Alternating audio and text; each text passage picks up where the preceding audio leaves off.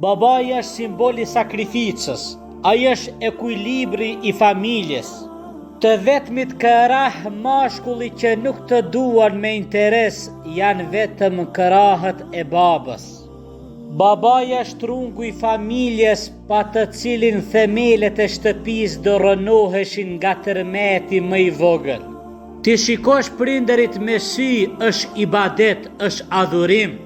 Nuk ka njeri më të shtrenjtë dhe më të çmuar se sa babai. Sakrificat e babës dhe vuajtjet e nanës nuk ka çmim që I paguan. Babai është personi që gjithë problemet e shtëpisë I ngarkoi në qafë. Dhe gjithë ato probleme I zgjidhi me durim. Vlera më e madhe në jetë është ta kesh babën gjallë dhe të kujdesesh për atë. Dhe humbje më e madhe në jetë është kur e ke babain gjallë dhe nuk kujdesesh për atë. O vëllezër, nuk ka bamirësi më të madhe se sa bamirësia ndaj prindërve. Pra nuk ka xhenet pa kënaqësinë e prindërve. Dhe nuk ka rehati në këtë dunja pa dashurinë e prindërve.